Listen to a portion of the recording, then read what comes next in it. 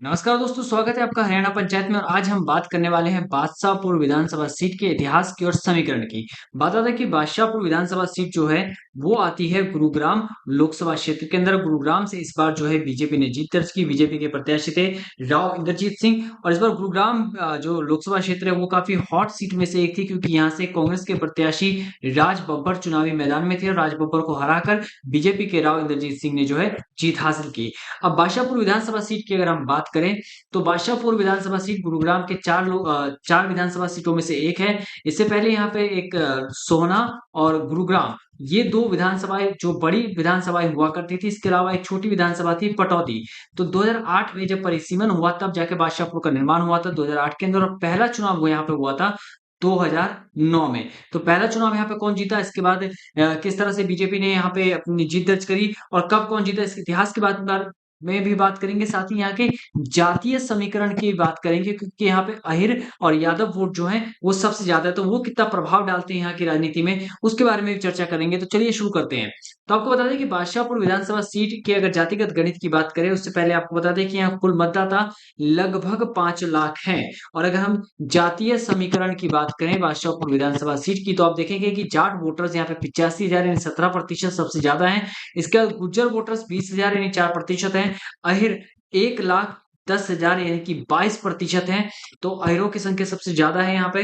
वही ब्राह्मण वोटर्स 15,000 मात्र 3% है। पंजाबी वोटर्स 11,000 2.2% है जनसंख्या के हिसाब से। इसी के साथ ही अगर एससी और मुस्लिम वोटर्स की बात करें तो एससी वोटर्स टोटल 60,710 यानी कि 15.32% है। मुस्लिम वोटर्स 23,000 यानी कि 4.57% है। तो आप गौर करिएगा कि यहाँ पे अहिर, जाट और गुज्जर, ये तीन वोटर्स यहाँ पे इस सीट पर काफी प्रभाव डालने वाले हैं।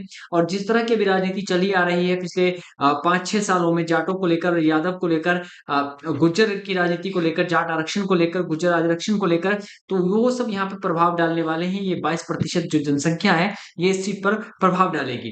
अगर हम इस सीट पे ग्रामीण और शहरी वोटर्स में यहाँ के मतदाताओं को बांटे तो आप देखेंगे कि 1,51,150 यानी 30.23% जो है ग्रामीण वोटर्स हैं।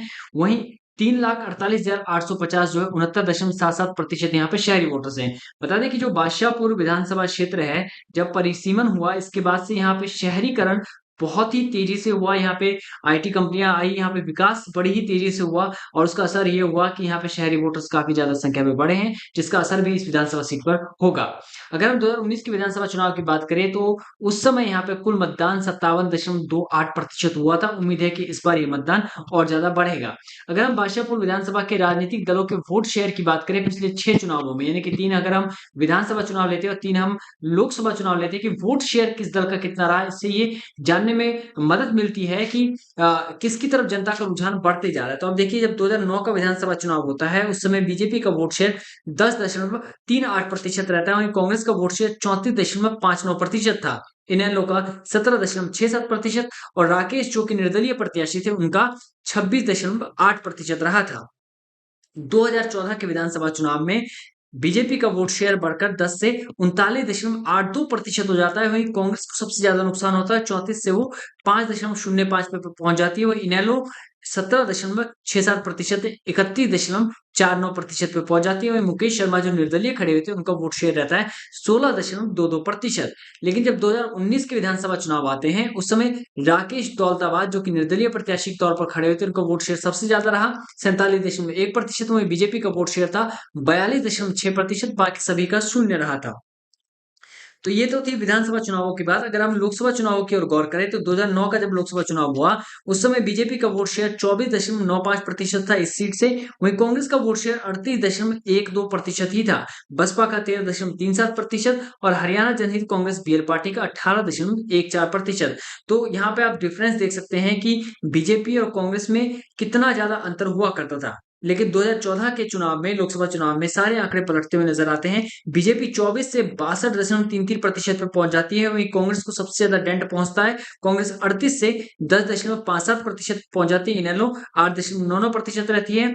आम आदमी पार्टी भी उस समय पे हाथ आजमाती है और आम आदमी पार्टी का वोट शेयर जो है 10.32% रहता है। बता दें कि गुड़गांव और बादशाहपुर विधानसभा जो है वो दिल्ली के काफी नजदीक है, तो आम आदमी पार्टी ने भी यहाँ पे अपना जनाधार बनाने की कोशिश की। वहीं बसपा का वोट शेयर 5-6% रहता है। 2019 के लोकसभा चुनावों में और ज्यादा फेरबदल देखने को मिलते हैं। बीजेपी लगातार ऊंचाई पर चढ़ती है और उनका वोट शेयर 62 से 76.9% पर पहुंच जाता है।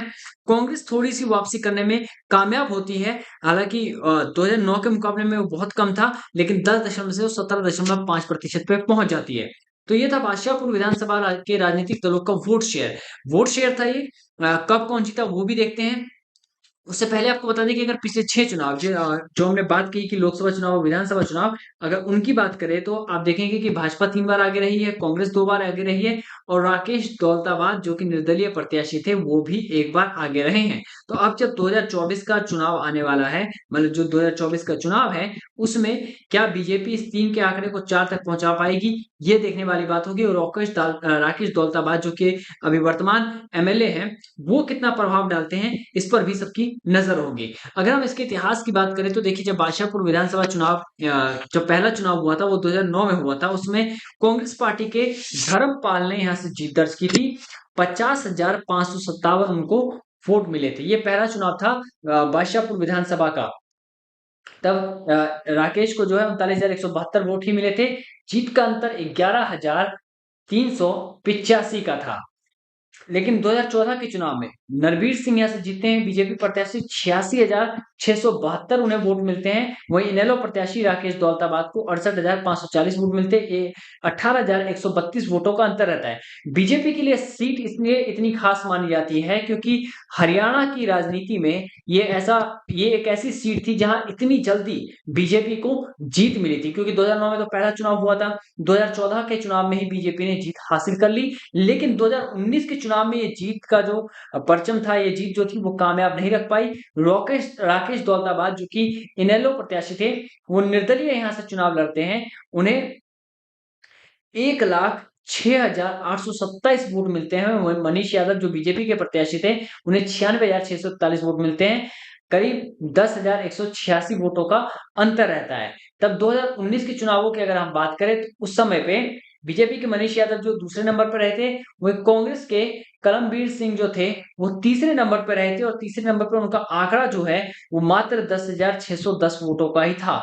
तो दोनों में टक्कर देखने को मिली थी 2019 में, निर्दलीय प्रत्याशी में और भाजपा में, लेकिन कांग्रेस प्रत्याशी जो तीसरे नंबर पर थे वो काफी पीछे थे।